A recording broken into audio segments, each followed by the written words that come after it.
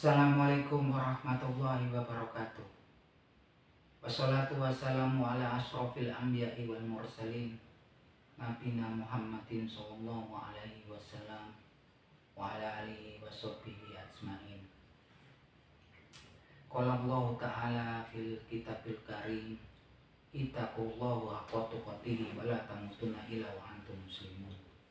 Selamat pagi para teman-teman semua, sedulur-sedulur di YouTube.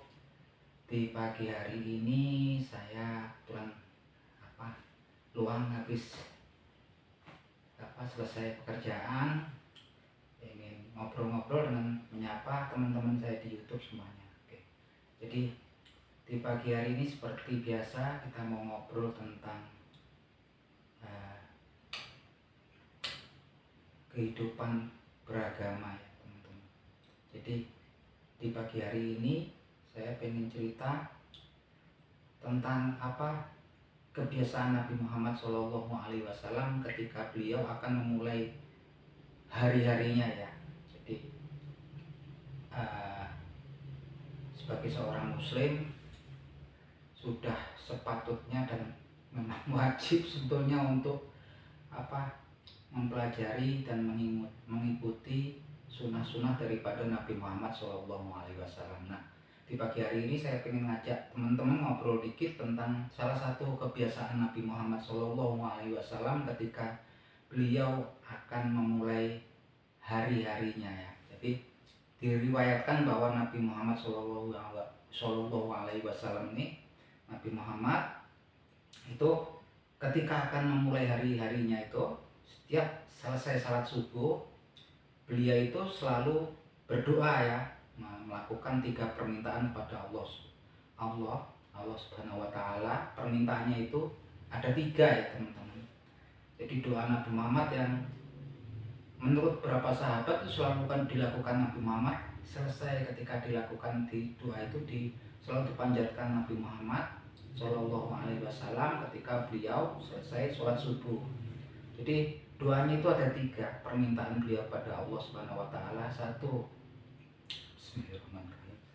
Allahumma inni as'aluka ilman nafi'a wa rizqan thayyiba wa amalan mutaqabbal. Jadi Allahumma ini, jadi ya Allah, ini saya bermohon kepadamu ilman nafi'ah, ilmu yang bermanfaat. Jadi permintaannya Nabi Muhammad tuh pertama kali ketika mau mulai hari-harinya minta pada Allah untuk mendapatkan ilmu yang bermanfaat. Nah, mungkin teman-teman sekarang bisa lihat ya, banyak orang yang ilmunya tinggi ya, malah dengan ilmunya itu mereka akhirnya melakukan korupsi dan akhirnya mereka juga dipenjara karena korupsinya itu. Jadi ilmunya kan jadinya nggak bermanfaat. Banyak orang yang memang sekolahnya tinggi kan, pendidikannya tinggi, mendapatkan kesempatan ilmu yang tinggi kan, sementara banyak orang yang mungkin kesulitan untuk melanjutkan sekolah kan, ternyata setelah lulus, setelah bekerja, ilmunya malah nggak bermanfaat bagi mereka kan. Itu di kehidupan dunia banyak juga kan yang orang belajar ilmu agama akhirnya malah melakukan hal-hal yang menyimpang kan, macam-macam lah sekarang ya, banyak yang seperti itu ya. Ya kalau dahulu kala ada contohnya seperti kaum Khawarij tuh ilmu agamanya juga tinggi, mereka tekun menjalankan agama kan, cuman mereka akhirnya ilmunya nggak bermanfaat ya. Jadi kalau mereka mengaji baca Al-Quran tuh cuman sampai tenggorokan ya, katanya gitu, seperti itu. Ilmunya akhirnya nggak bermanfaat. Bahkan ilmu agama ya, itu ternyata ada yang belajar ilmu agama sampai tinggi, malah bikin aliran-aliran yang mungkin agak yang menyimpang ya, banyak sekali ya. Di agama kita pun ada, di agama kita banyak juga yang membentuk aliran-aliran yang menyimpang. Artinya itu kita bermohon ketika akan memulai hari-hari kita, Rasul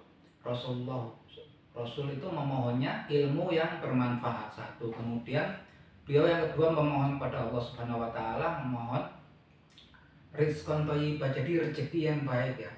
Nah, kadang-kadang kita ini kan rezeki kita banyak atau cuman ada juga yang rezekinya yang nggak baik kan, dari sesuatu yang nggak baik. Contohnya ya itu tadi, kaya raya, uangnya miliaran, rumahnya bagus kan, mobilnya bagus, cuman rezekinya dari korupsi kan, dari memperjualbelikan sesuatu barang yang haram gitu kan, yang akhirnya nanti akan menggiring orang tersebut untuk masuk ke neraka ya gitu kan, melakukan dosa itu kan. Jadi rezekinya, mendapatkan rezeki tapi dari sesuatu yang haram ya gitu kan. Jadi kalau bisa kita mendapatkan rezeki itu rezeki dari sesuatu yang baik ya, dari kita bekerja keras, kemudian kita yang halal gitu kan, kemudian kita dapat upah, itu rezekinya insya Allah kan halal kan, kemudian barokah untuk kita, untuk anak keluarga kita ya, anak kita, istri kita gitu kan.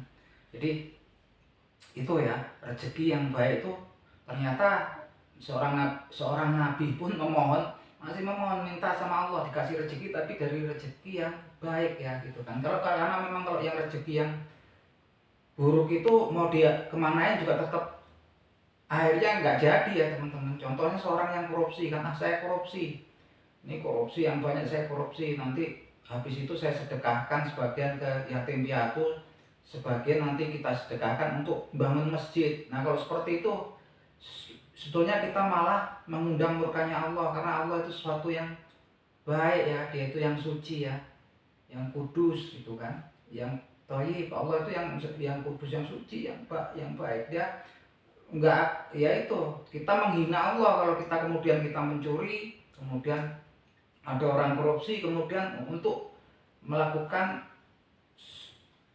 amalan dipikirnya itu bisa bermanfaat, justru itu akan mendapatkan murka Allah kan. Kita kayak menghina Allah kalau seperti itu kan. Misalnya dari orang melacur atau apa kan, yang penting ini niatnya kan gitu, saya melacur, ini korupsi, saya niatnya baik, ini uangnya nanti sebagian mau saya sedekahkan ke yatim piatu, ke orang yang nggak punya. Tapi itu kan akal pikiran manusia ya, nggak selalu di agama Islam ini, di agama kita itu selalu asal terus kemudian niatnya baik, cuman kan memang ada aturannya kan. Yang seperti itu akan mengundang murkanya Allah Subhanahu wa taala gitu. Di kedua tadi teman-teman, yang dimohon sama Rasulullah Shallallahu alaihi wasallam, dia memohon rizqan thayyibah, rezeki yang baik. Terus yang ketiga, amalan mutakobal, jadi amal-amal yang diterima sama Allah Subhanahu wa taala ya. Jadi ternyata ya, seorang rasul pun memohon sama Allah amal-amal yang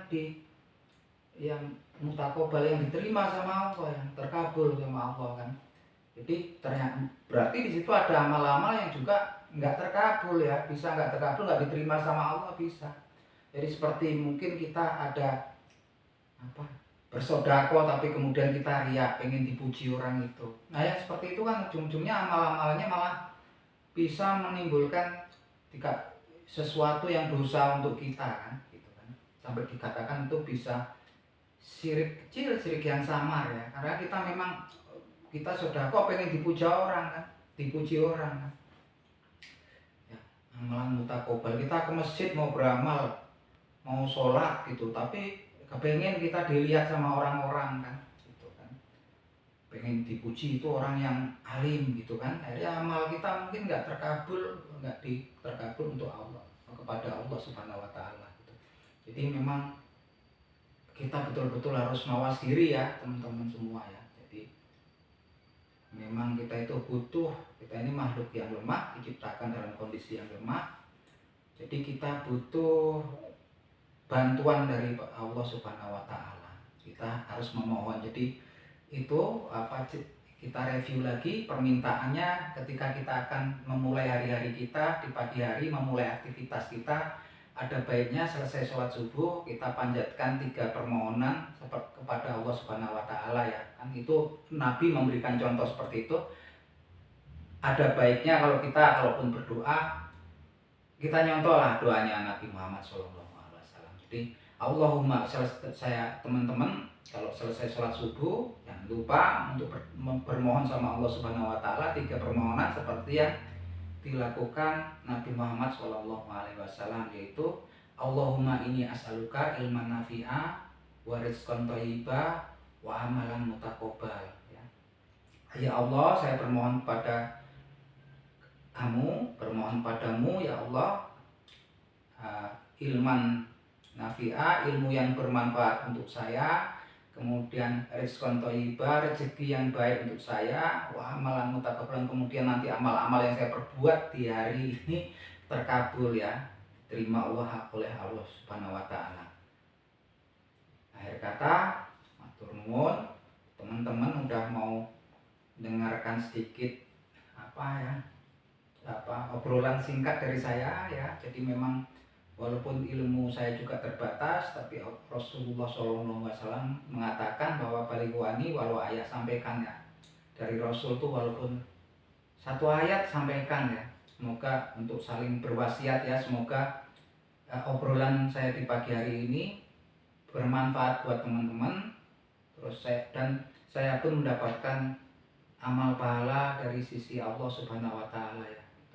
Oke, teman-teman, akhir kata ya, wassalamualaikum warahmatullahi wabarakatuh ya. Semoga kita selalu dirahmati oleh dan dilindungi oleh Allah Subhanahu wa taala. Oke, matur nuwun, salam seduluran dari saya Agung dari Cianjur, Jawa Barat. Matur nuwun.